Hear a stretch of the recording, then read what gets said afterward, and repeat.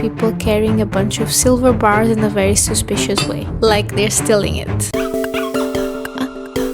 Dajahao! Hello people and welcome to the animated book recap of Babel by RF Kuang. So we meet again, Rebecca. The book starts with a boy being taken from his home where his mom, laying by his side, perished to cholera in Canton, China. His savior is Professor Lovell, that for some reason has been sponsoring this boy with an English tutor for most of his life. Professor Lovell finds him in his bed, about to pass out, and hands him a silver bar. Asks him to repeat something for him in Cantonese, almost as if a test. The boy feels the magic of his words and slightly recovers as the professor carries him out the house. This boy is Robin Swift, name taking from a book, since his actual name that we never find out is per Professor Lovell words too hard to say. He is our main character and he becomes the protege of Professor Lovell. He offers him the option of bringing him to England, where he'll sponsor his education, or staying in Canton, where he has no one else. Hard decision, Robin thinks. In London, he undertakes intense education in languages, Latin and Greek. Not quite sure why was he chosen by the professor, but also never questioning it. One time he hears one of the entitled professor's friends saying he looks just like the last one, but the eyes are just like the professor's, which makes him believe that he might be his father and makes me believe that this man has many kids around the world. Call Netflix creepy white man documentary alert. Their relationship is cold, and even though they share a common love for books, they don't really bond. One day Robin misses class because he got too sucked up by a novel and the professor hits him, like he has done it before, without losing a sweat. After, Robin doesn't try to run away and instead becomes an even more diligent student. Creates a relationship with the maid, and in terms of socializing, that's pretty much it for him. It's from her Robin learns, before taking him from Canton, they spent 2 weeks in Macau. He could have saved his mom, but again, Robin doesn't confront him. After some years, the professor informs him he has taken care of his application and he's going to Oxford, where he'll follow his footsteps as a language student at Babel, the place where the silver bars come to life. On his first day, he meets Remy from India and they connect straight away, like love at first sight. Remy also has a sponsor and, like Robin, has dedicated most of his life to studying. They bond over their upbringing and how different they stand out from the other mainly white students. It's clear plenty of times how they aren't welcomed. They quickly realize that at least they have each other. One night, Remy, who different from Robin, stands up for himself, gets involved in a fight, forgets his notes behind after being called out the usual "you shouldn't be here." Robin then offers to get his notes, and as he does his journey back home, he sees 3 people carrying a bunch of silver bars in a very suspicious way, like they're stealing it. Robin offers to help, bless his soul. That's when he notices one of the 3 look exactly like him. Before leaving, his doppelganger tells him where to find him. The next day, they start their classes. Remy and Robin meet their other 2 classmates, Victory from Haiti and Letty from England. She didn't go far, this one. They're taken on a tour by this already graduate student called Anthony around the language building, Babel. Babel is an 8th floor building. The first floor is for public attendance, the second for legal, heavily on colonial paperwork. It's the 1800s, guys. The third is for live interpreters, the 4th for literally translation. The rest is library except for the 8th, which is for silver work. Magic, baby. That's the cool floor, words by their guide. On the 8th floor, they meet one of their teachers who welcomes them, trying to make them feel special. Professor Playfair. Silly me.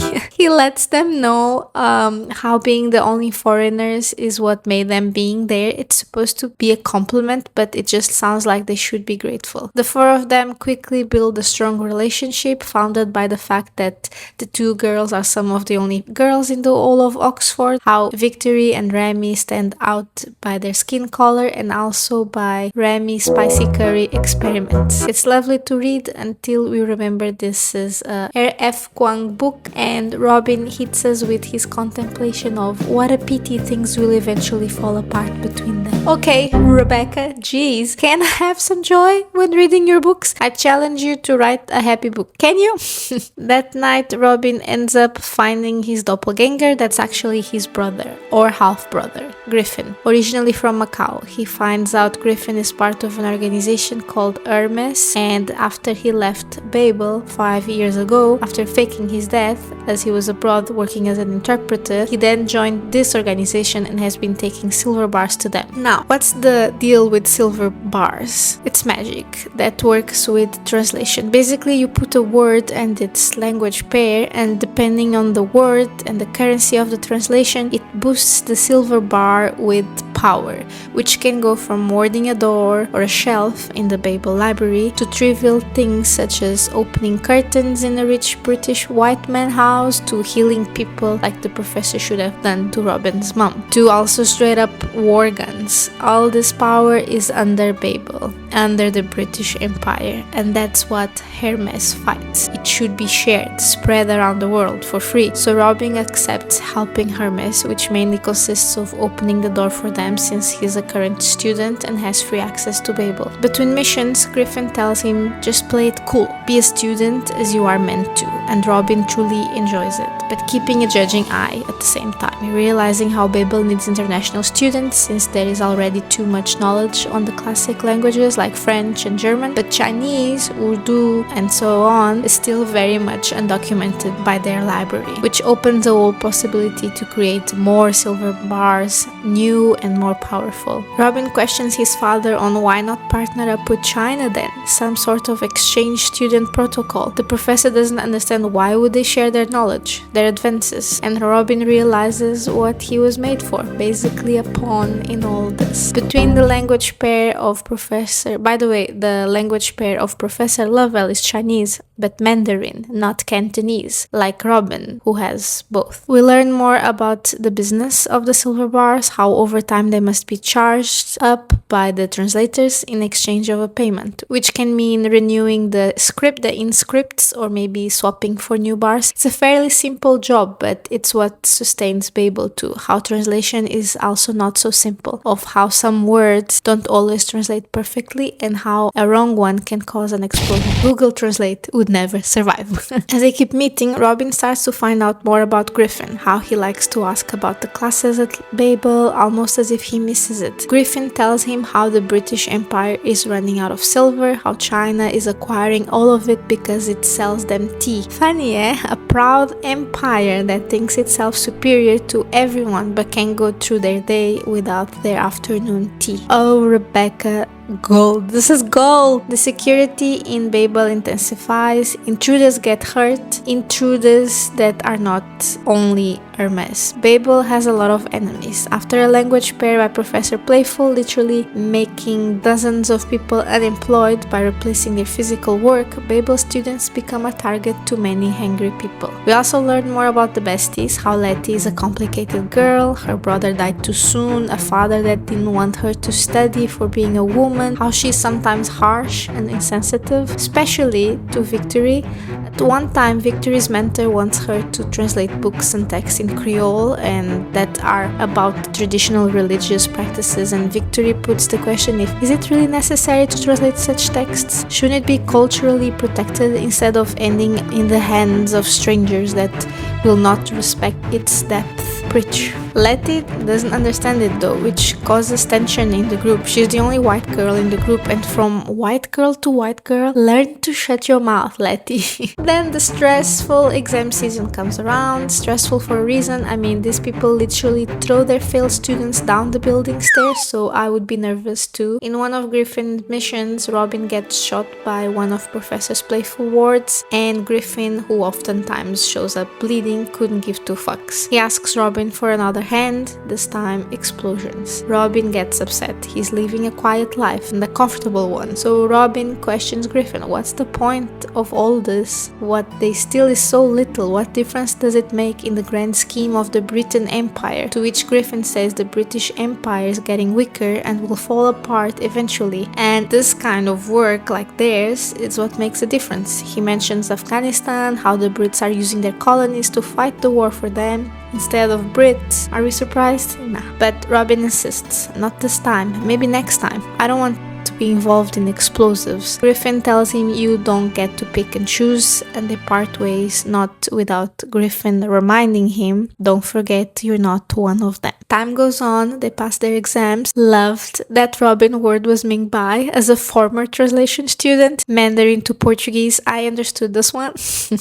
It's such a joy every time a character pops out. It makes me want to go back to study Mandarin. Damn, I should. It's giving nostalgia, but also PTSD. There's also a ball, and Letty basically confesses she has a crush on Remy, to which Robin turns to him like, why don't you? But Remy is like, you don't know why? And I melted. Just kiss already, you two. I have to mention Anthony and Eve here. They're older students from Griffin Ear, and while we never meet Evie, but her desk is on the 8th floor and it's kept protected by Professor Play Crazy like a hound dog, even though she's dead. Why? We're not sure yet. Anthony, remember him, disappeared for a while, and then one day Playdumb announced his death. Sketchy because no reason was given, but it gets sketchier when Robin sees him buying books in town. Well. Time goes on. One day Robin is working in the library after hours, and who comes in looking all sketchy? Remy and Victory. Are they Hermes? Maybe. And they were recruited by Anthony. They get caught by wards in spiderweb form. Robin comes to the rescue, but he gets caught instead. He's taken to his father, Professor Lovell, and Robin straight up confesses his involvement with Hermes. The professor counters his ideology by saying, boy, you using the British Empire money. You're one of us. Look at you, benefiting from all of it. You're not like Griffin. Did you know he killed Evie because she knew about Hermes? You are much better than him. You blend in, you're obedient, so be a good boy and be a spy for us. Robin is like, okay, I guess, and gives him the address of a safe house Griffin once told him about. Robin is left out with a warning. Before he leaves the room, the professor hands him the silver bar that killed Evie. You're gonna regret this one.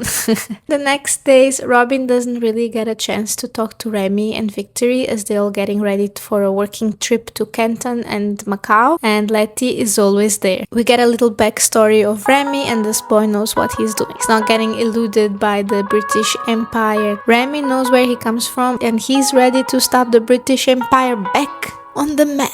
Go boy. Off they go to Canton. The plan is to stay for some weeks and then head off to Macau. Their mission is to help facilitate the communication between Britain and China, business relationship which at this point is very limited to Canton and Macau. Robin is not a big fan of the businessman missive, full of entitled white men that keep belittling Chinese people, considering them less than, to the point Robin is like, I'm from here, I was born here. In his face, they deny it.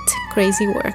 Then he's taken to interpret a meeting with the commissary to discuss opium trade from the British to China. Remember when I mentioned there was nothing the British Empire had that China wanted? Well, they still don't want it. Why would they accept something that will hurt their people? The commissary asks. It's business. The Englishman replies, I wanna throw up on his face. Mr. Commissary is as disgusted as us, refuses it, and then asks to have some alone time with Robin and straight up asks him, what's the deal? And Robin tells him, they think we're less than them. Thanks, son. Off you go. Later that day, the opium they brought, by the way, from their India colonies, goes kaboom. The message is clear. Pack and go. They flee and cut their trip short. Back to Britain they go. Professor Lovell calls Robin to his cabin to interrogate him. What did you tell the commissary?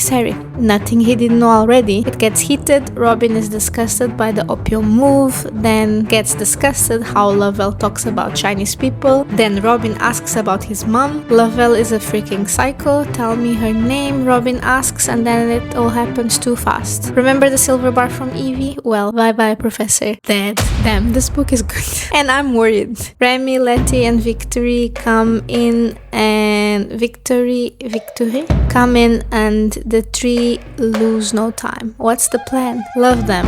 No questions asked. They got a job to do. They get rid of the body, make up a story. The professor is sick. Let me add, this is not easy for none of them. They basically take turns on the guilty train. When they finally make it back to Britain, their plan is to go back to Oxford and try to live a normal life and act surprised when someone eventually mentions the professor. Because it's late, they spend the night in one of the professor's houses, and Robin ends up reading some of his letters he finds in his study. What does he find out? They were planning a war. The whole business trip was never meant to be to improve the relationship between the two countries, but instead a catalyzer for a war. A way or another, the British would want their silver back. As Robin stands there, he's joined by Remy and then Victory. Together they all agree they have to join Hermes. The bubble of Oxford has finally popped, until they're interrupted by Letty, who heard them from the door. What the heck is Hermes? The bag?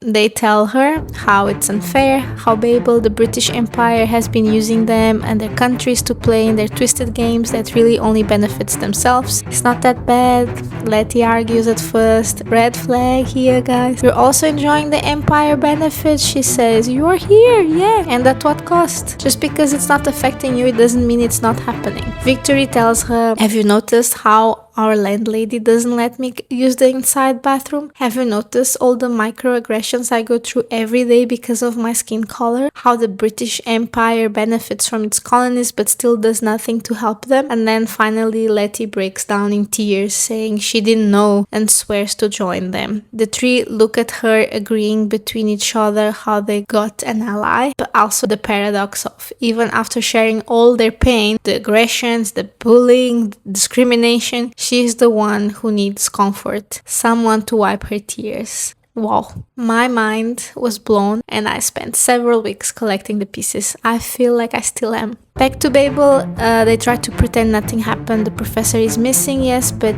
he was a bit sick anyways. They spend their days waiting to be contacted by Hermes. Somehow, since they have no way of contacting them, there's a ball they decide to attend to not raise suspicions. Professor Playtrix approaches Robin and interrogates him on the whereabouts of Professor Lovell. Robin keeps a straight face until he says, you can tell me, I'm Hermes anyways. Trap alert. Robin says they should meet somewhere quieter later and get the hell out of there with Remy, Letty and Victory. As they try to come up with a plan, they come across Anthony, and I'll call it perfect timing if I ever saw one. He takes them to the Hermes base, the old library. There they meet other students Robin didn't know were part of the resistance. Griffin joins them. They plan a political approach to change the vote for the war in the parliament in the capital, writing pamphlets, all the shabam. Griffin opens up about Evie before leaving to London, how she pretended to be one of them until she showed her psycho side. Robbins opens up about their father assassination. I mean, kinda. At this point, he still insists it was an accident, even though he very much wanted to kill him. Griffin listens and he doesn't judge. Quite the opposite. Their father was okay with sacrificing a bunch of lives for the Empire, so why feel sorry? In the end, they might have saved many lives. Then it all happens very fast. Letty starts sweating like a traitor would, and their hiding is uncovered. Robin, Remy and Victory get cornered by Letty, and then she shoots and hits Remy, killing him. They're then taken as prisoners to Babel. Robin's interrogated by Sterling Jones, the psycho older student that was buddies with his dad. He uses silver bars as torture tools. Great guy, would not recommend. And then Griffin shows up, he's the best. There is some tension between Griffin and Jones, the kind of tension fanfics feed on. They end up shooting each other at the same time. Griffin dies on Robin's arms. Then Victory and Robbins run away. Hidden in Griffin's old hideout, they come to the conclusion scholars are not fighters. They can take up Babel if they can just make them listen. That's what they do. Point to not only they're not fighters, they're also smart, so a lot of them side by them. Some don't, like Professor Playless, who decides to fight back, but Victory shoots him first. Yay! Robin tells the faculty about their plan of doing a strike so they can stop the war from happening, stop the Empire from injecting opium in China, hopefully starting a cycle to end colonization altogether. The ones that decide to stay are the foreigners. The Europeans and classists leave with Professor Playdead. There's a chapter here on Letty's POV. I couldn't care less. Racist to the bone. Then they start their strike. throwing pamphlets around town, knowing that it will make some people hungry, but hoping it will open many people's eyes. Days pass, they are sent telegrams to end the strike. Some people from Oxford try to get in by trying to burn Babel, but stone doesn't burn, baby. As Oxford starts to collapse, since the city is powered by the silver bars, more people get hungry, and then they get an ally. The former factory workers, the ones that lost their jobs to silver bars, are willing to help them by building barricades around Babel, protecting them from the army. Shout out to Abel, a good man that once threw an egg to victory. Not cool, but you are forgiven. Then a tower falls in Oxford because of the strike, since no silver bars maintenance. Days pass and Robin decides to start removing silver bars from this room in Babel that directly affects the whole country. Here he clashes with Victory because she doesn't want to cause panic or affect people directly. She still would like to leave the tower alive and have a future somewhere, but she quickly realizes Robin has given up on a life after Hermes and Griffin died. He doesn't think he deserves to leave. Since he was the worst of them, the less brave. Then chapter 30 comes and the bridge falls. The army gives them a day to leave Babel. This time the message doesn't come as telegram, but Letty. The nerve! Victory and another student decide to leave.